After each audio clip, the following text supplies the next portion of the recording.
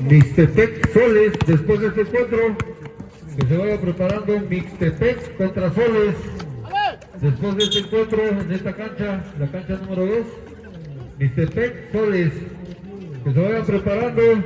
Les recordamos a todos los equipos que es un torneo relámpago y tienen que estar pendientes, no es una liga que se pueden estar yendo a comer, a perder el tiempo por ahí y se les puede pitar el default.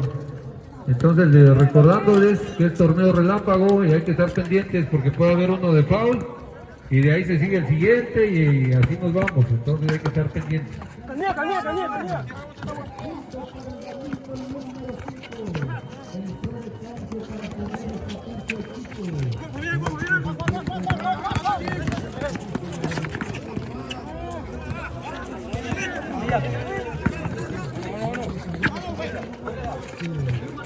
Tres puntos, nada.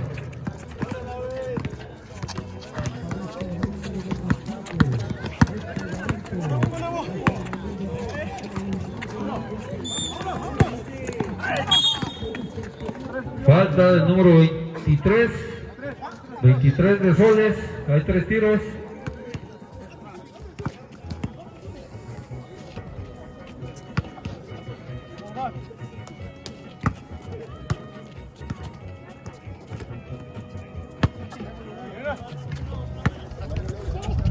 Un punto del número 12. Un punto nada. Score 11-6. 11-6. Favor San José, todavía.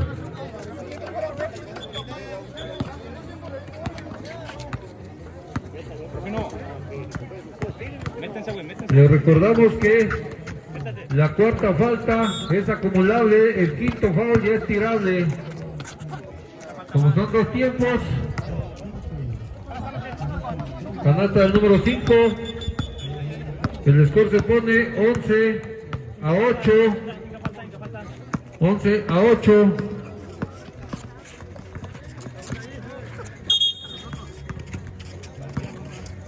No, el tiempo es corrido.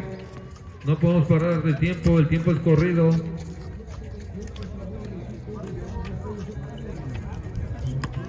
Le damos